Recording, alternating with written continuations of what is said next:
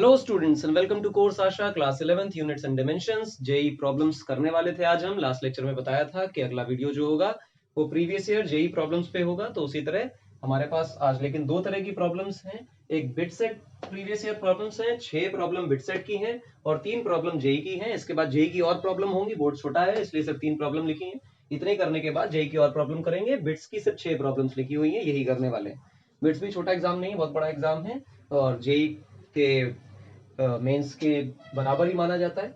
शुरुआत करते हैं पहली प्रॉब्लम से। अगर आप पहली प्रॉब्लम को गौर से पढ़ें, for the equation f is proportional to a raised to a, b raised to b and d raised to c, where f is force, a is area, v is velocity and d is density, find a, b and c।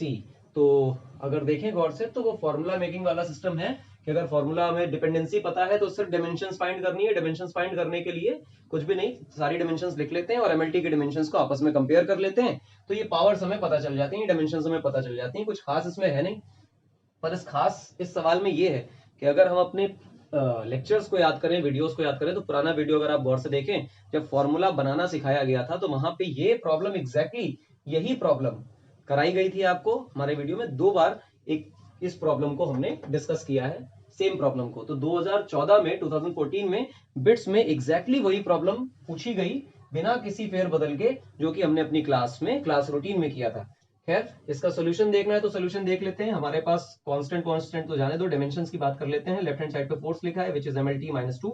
दिमाग में एक बात रखें, जो problem solving session होता है, PSS होता है, ये एलपीज नहीं है, लल्लू प्रॉब्लम नहीं है, ये अच्छी वाली प्रॉब्लम्स हैं, क्योंकि ईयर प्रॉब्लम्स हैं, प्रीवियस ईयर अच्छे बड़े एग्जाम्स में पूछी गई हैं, तो छोटी प्रॉब्लम नहीं समझना चाहिए। ऑल्दो डिफिकल्टी आसान लग सकती है, आसान अगर लग रही है तो उसका मतलब ये कि आपने अच्छा पढ़ रखा है, वरना ये प्रॉब्लम इतनी आसान भी नहीं है, वरना ये क्वेश्चंस इतने बड़े एग्जाम्स में नहीं आते। ये एग्जैक्टली हमारे लेक्चर्स में से पूछा गया है, तो हम लेक्चर लिख लेते हैं इसमें कि हमारे लेक्चर में एग्जैक्टली उठाया हुआ सवाल है। ये 2014 में पूछा गया बिट्स का क्वेश्चन, और जब भी ऐसा सवाल हम लगाएंगे प्रीवियस ईयर के, तो ये मान के चलेंगे कि आपको पुराना कोर्स आता है। अगर हम यहाँ एक्सप्लेन करने जाएंगे तो सब गड़बड़ हो जाएगी, एक्सप्लेन नहीं किया जाएगा, सॉल्व करके दिखाया जाएगा और ये माना जाएगा कि आपको ये प्रॉब्लम्स आनी चाहिए, इसके कंसेप्ट आने चाहिए। तो लेफ्ट हैंड साइड पे डायमेंशन फोर्स की है और राइट हैंड साइड पे देखो तो ए फॉर एरिया है, और अगर हम एरिया की चर्चा करें तो एरिया इज L2 जिसकी पावर लिखी है A, और फिर है वेलोसिटी इज LT-1 जिसकी पावर B लिखी हुई है। उसके बाद D फॉर डेंसिटी है, डेंसिटी इज ML-3 की पावर लिखी है C। और अब अगर हमें कुछ करना हो तो हम लिख लेते हैं L की पावर 2A, फिर यहाँ लिख लेते हैं L की पावर B, T की पावर -B, इधर लिख लेते हैं M की पावर C, L की पावर -3C, और फिर M, L और T को एक ही ब्रैकेट में लिख लेते हैं। M अकेला है तो डायरेक्ट लिख लेते हैं M की पावर C, उसके बाद फिर L को लिखें तो L देखो क्या आएगा 2A + B -3C, उसके बाद T की पावर -B क्योंकि T अकेला है।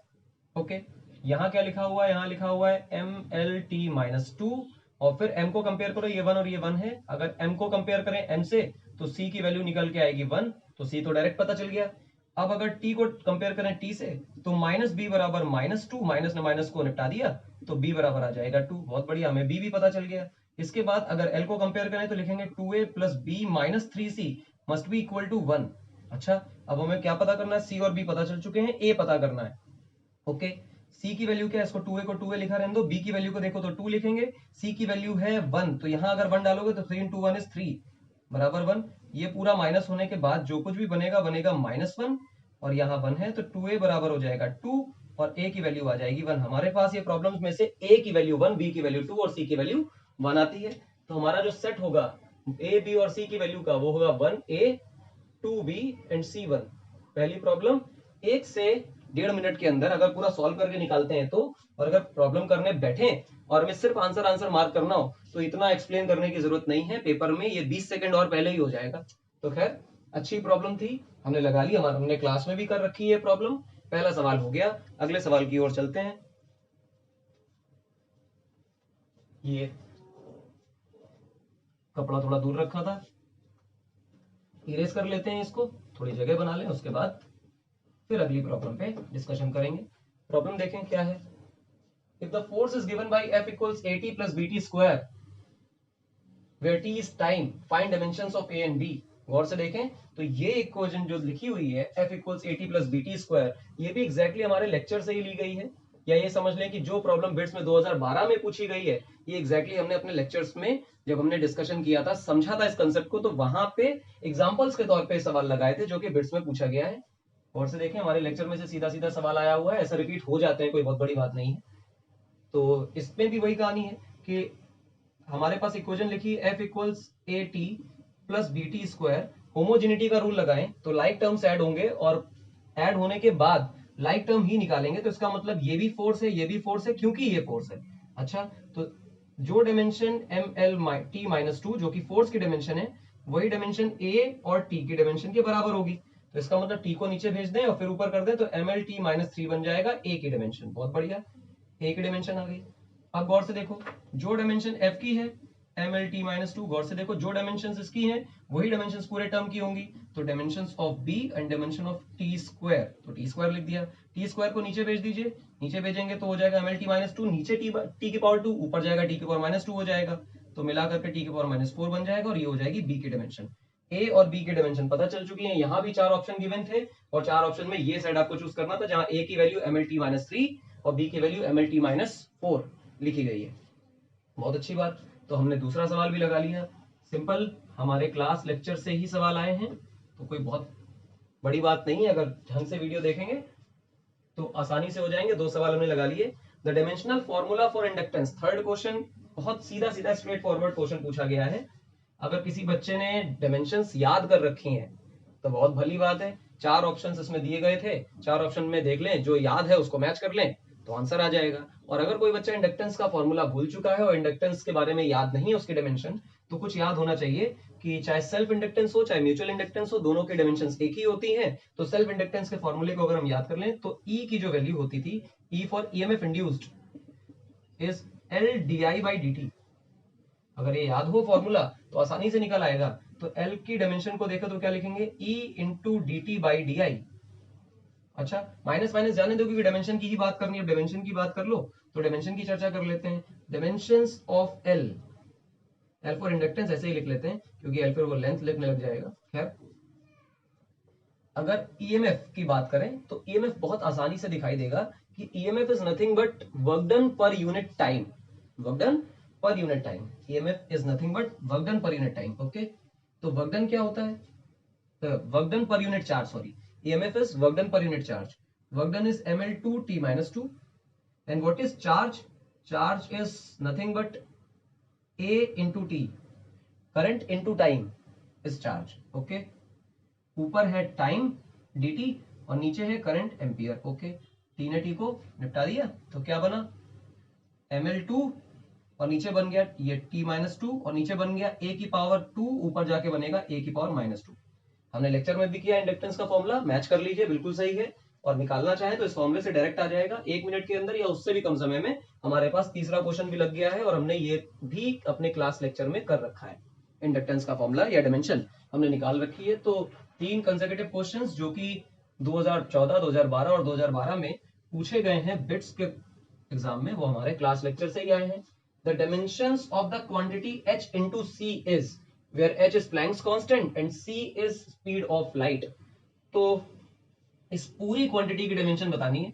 दिमाग में एक बात रखें, अगर आपको कुछ पुराने कंसेप्ट्स याद हैं, जैसे प्लैंक्स थ्योरी के बारे में आपको बताया गया था, समझाया भी था मैंने लास्ट लेक्चर, अगर आप देखेंगे तो प्लैंक थ्योरी के बारे में समझाया था कि प्लैंक साहब ने लाइट को कॉन्टिन्यूअस वेव की तरह ना समझकर उन्होंने कहा कि लाइट जो है एनर्जी के पैकेट्स के फॉर्म में चलती है। उन पैकेट्स को उन्होंने फोटोन बोला, क्वांटा बोला, क्वांटा मतलब पैकेट्स, तो उन्होंने पैकेट्स बोले और उस एक पैकेट की एनर्जी उस वेव की फ्रीक्वेंसी पर डिपेंड करती है, दैट इज एच न्यू।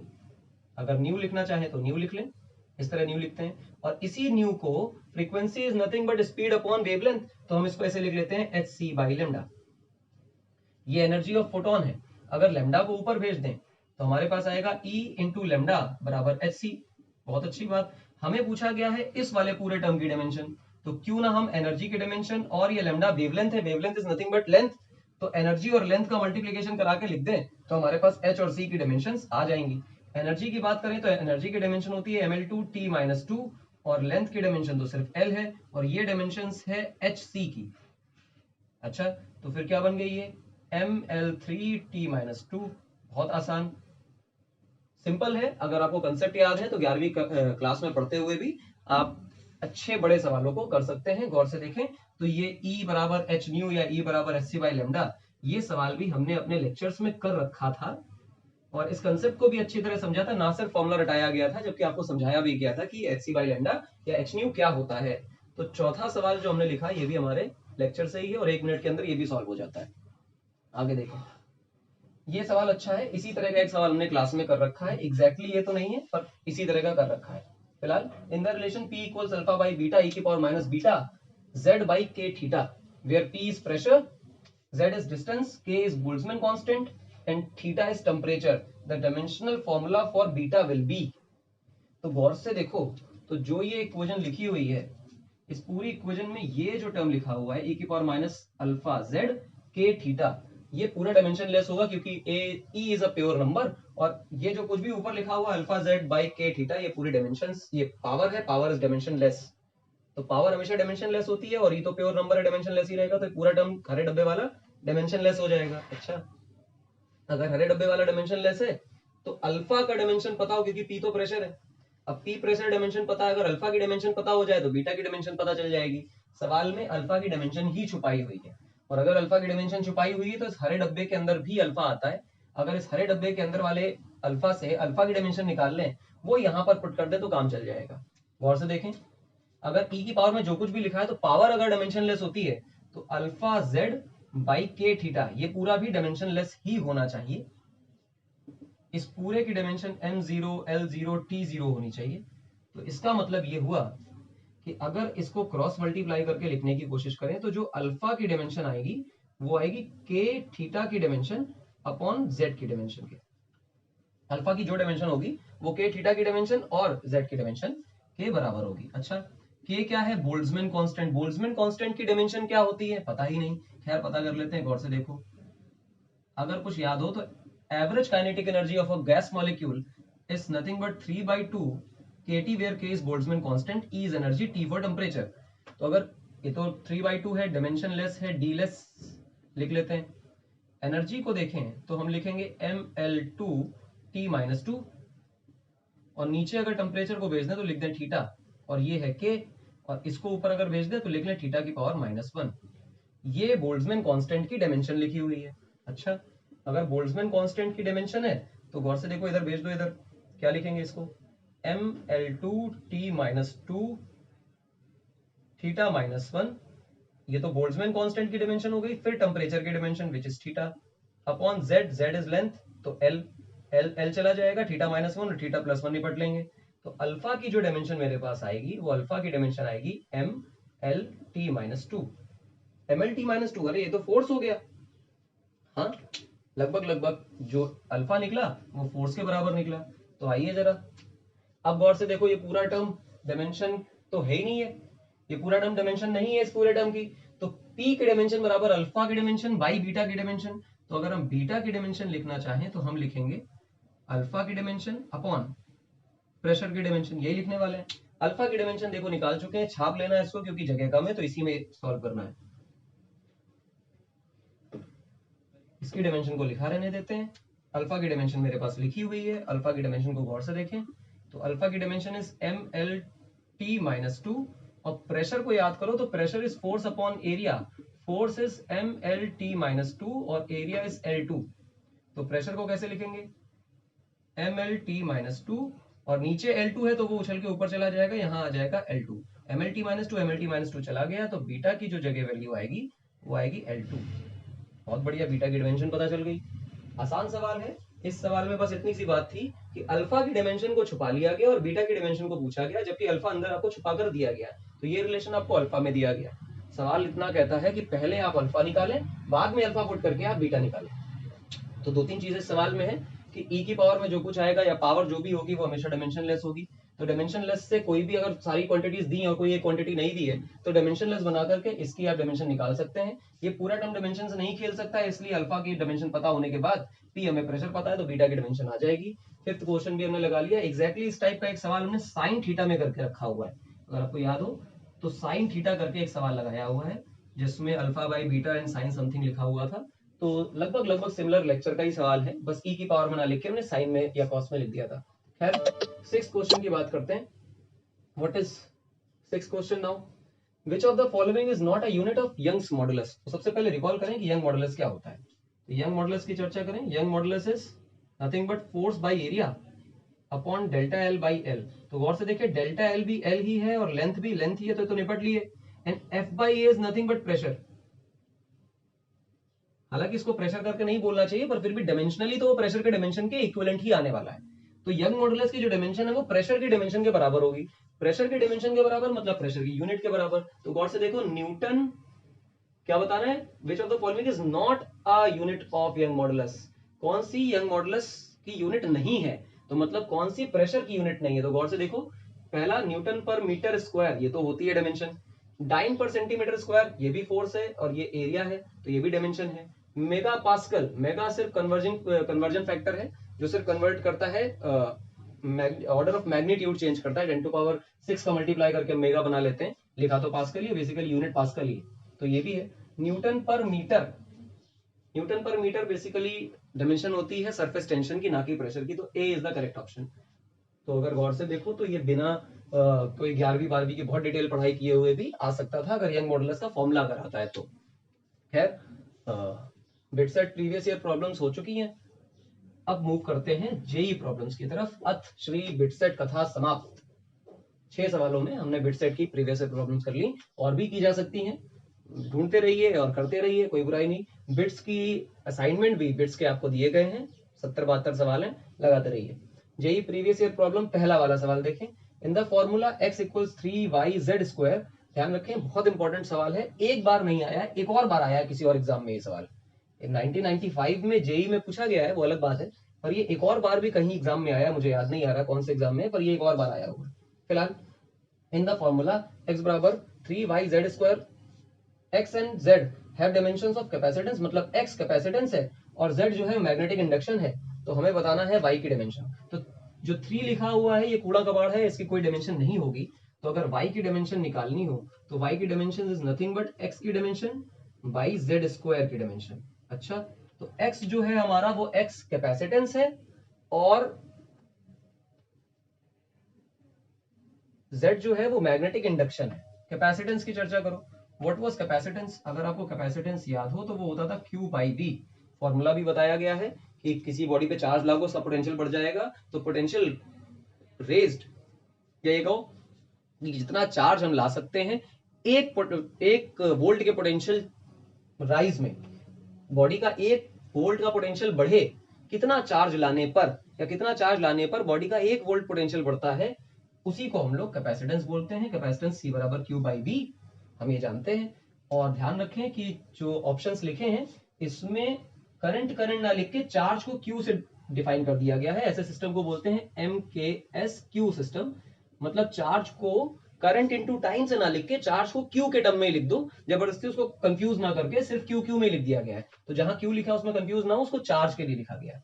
तो अब अगर इसको देखना हो तो हम कैसे देखें, वोल्टेज को देखें, ये चार्ज है अपॉन वोल्टेज को देखें तो वर्क डन बाई चार्ज होता है, तो चार्ज ऊपर चला जाएगा, चार्ज ऊपर जाएगा तो बन जाएगा ये Q का square by work done, and work done is ML2T-2। इसको देखें तो जो कैपेसिटेंस आने वाली है वो आने वाली है M-1 L-2 T की पावर 2 Q की पावर 2, ये आने वाला है। अच्छा, तो लिख लेते हैं भाई क्या है ये, M-1 L-2 T2 Q2, ये लिख लिया हमने कैपेसिटेंस की। और अगर मैग्नेटिक इंडक्शन की किसी को डायमेंशंस याद हो तो मेरे हिसाब से मैग्नेटिक इंडक्शन की डायमेंशन होती है M1 Q-1 and T-1, M1 Q-1 T-1, और इस पूरे का स्क्वायर है क्योंकि Z का स्क्वायर लिखा है। अब ये अगर मैग्नेटिक इंडक्शन की डायमेंशंस नहीं आती हैं तो ये बहुत बड़ी प्रॉब्लम है, आपको आनी चाहिए। फिलहाल आगे बढ़ते हैं, गौर से देखो, ये उछलकर ऊपर तो ऊपर जाने दो, Z स्क्वायर है, स्क्वायर ही कर लो, तो सबकी पावर -1 है, स्क्वायर है तो इस स्क्वायर को हटा दो, अंदर जहां जहां 1 लिखा है वहां 2 कर दो, पावर मल्टीप्लाई करा दो, बस इसको ऊपर उछाल दो तो हो जाएगा m की पावर -2 -1, तो ये हो जाएगा -3। l की पावर -2 लिखा ही था, ये ऊपर जाएगा तो +2 हो जाएगा, तो t की पावर 4 हो जाएगा, ये ऊपर जाएगा तो q की पावर +2 हो जाएगा, तो q की पावर 4 आ जाएगा। मैच कर लीजिए, m की पावर -3, l की पावर -2, t की पावर 4, q की power 4, b is the correct option. तुरंत टिक लगाइए। जेई प्रीवियस ईयर प्रॉब्लम 1995 की पहली प्रॉब्लम, अच्छा सवाल है, पूछा जाता है, स्कूल में भी आ सकता है, कोई बड़ी बात नहीं है। जेई की प्रॉब्लम इतनी कोई खास टफ नहीं है, बस इसमें मैग्नेटिक इंडक्शन डाल दिया गया है तो वो होनी चाहिए। खैर एक दो मिनट की प्रॉब्लम्स हैं, अगर डायमेंशंस थोड़ी बहुत याद रह जाए या फॉर्मूला याद रह जाए तो काम हो जाएगा। सेकंड प्रॉब्लम जेई की देखें, विच of the following pairs have same dimensions. Again ये लेक्चर का ही सवाल है, कुछ अलग नहीं है, ये लेक्चर का क्वेश्चन है। ध्यान रखें जो असाइनमेंट आपको बिट्स के दिए गए हैं या जो भी असाइनमेंट आपको करने के लिए दिए गए हैं, शीट दी गई है, वो शीट से ये सवाल लिया गया है। एग्जैक्टली शीट में सवाल है, शायद 58 नंबर क्वेश्चन यही है शीट में, और उसमें एक्स वाई जेड करके ना लिखा होकर ए बी सी करके लिखा हुआ है। एग्जैक्टली क्वेश्चन यही है, कोई अंतर नहीं है, 4 ऑप्शन है, बी उसमें भी ऑप्शन यही है और करेक्ट है। तो अपनी शीट में ये क्वेश्चन ए बी सी करके लिखा हुआ है, तो ये पहला प्रॉब्लम जो है वो शीट से उठाया गया है। सेकंड को देखें तो लेक्चर में पढ़ाया गया है, जब आपको डायमेंशंस बताई गई थी, डायमेंशन निकालना बताया गया था, तो वहां पर डायमेंशन कौन से फिजिकल क्वांटिटीज का मतलब या फिजिकल क्वांटिटीज अलग हैं पर डायमेंशंस आर सेम, इसके बारे में आपको जानकारी दी गई थी। फिलहाल देख लेते हैं इसमें किनकी किनकी डायमेंशन सेम होती है। अगर याद हो तो टॉर्क और वर्क की डायमेंशन सेम होती है, डायरेक्टली टिक लगा लीजिए। क्यों, अगर किसी को नहीं याद है तो सॉल्व कर लीजिए। What is torque? Torque is F perpendicular into R, तो हो जाएगा mlt-2 इंटू एल, तो ml2t-2 हो जाएगा।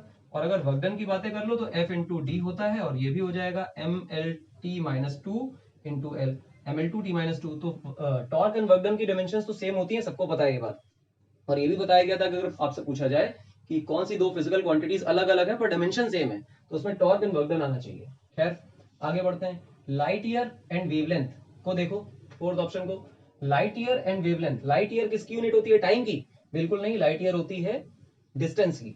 तो लाइट ईयर भी डिस्टेंस है और वेवलेंथ भी है, तो लेंथ ही, तो दोनों की डायमेंशन लेंथ की आने वाली है। अच्छा, तो फिर डी भी करेक्ट है, सेम डायमेंशन वाले। अब बचते हैं दो, एनर्जी और यंग मॉडुलस। ध्यान दें एनर्जी इज ml2t-2, जबकि यंग मॉडुलस की डायमेंशन अभी पिछले ही सवाल में देखी हम लोगों ने, पीछे कुछ सवाल में यंग मॉडुलस की डायमेंशन को देखा तो प्रेशर की डायमेंशन होती है, तो प्रेशर और वर्क डन की डायमेंशन सेम नहीं होती है। ध्यान रखें, work done is force into displacement, जबकि pressure is force upon area, तो कोई मतलब ही नहीं दोनों के बराबर होने का, तो थर्ड ऑप्शन इज रॉन्ग, इन दोनों की डायमेंशन सेम नहीं होंगी। Angular momentum and work, work की डायमेंशन हम सबको पता है कि ml2t-2 होती है, अगर एंगुलर मोमेंटम भी वही आ गया तो काम चल जाएगा। What is momentum? Momentum is m into V, तो अगर हम इनकी डायमेंशन लिखें तो mlt-1 लिखना चाहिए। और ऐसे में अगर एंगुलर मोमेंटम की बातें करें तो angular momentum is nothing but r cross p, ऐसे लिखते हैं हम लोग। तो जब भी कभी किसी ओरिजिन से या किसी ऑब्जर्वेशन पॉइंट से किसी पार्टिकल को देखें, उसका लीनियर मोमेंटम में पोजीशन वेक्टर का क्रॉस मल्टीप्लिकेशन करा देते हैं, तो हम ये कहते हैं, क्रॉस प्रोडक्ट कराते हैं तो हम कहते हैं कि हमें एंगुलर मोमेंटम मिला। तो angular momentum is nothing but linear momentum into R. तो अगर एंगुलर मोमेंटम लिखना हो तो ml2t-1 आएगा, जबकि वर्क डन की डायमेंशन जो होती है ml2t-2 होती है, तो फिर ये दोनों ही नहीं मिले, तो B and C are wrong and A and D are correct.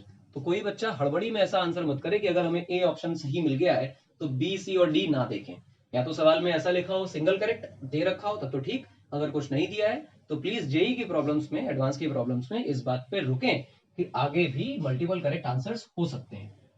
खैर जाने देते हैं इस बात को। एक और लल्लू प्रॉब्लम, खैर ये जो 1996 में पूछी गई प्रॉब्लम है ये भी हमारे लेक्चर से ही आई है। और देखें थर्ड प्रॉब्लम जो है वो, विच of the following is not a unit of length.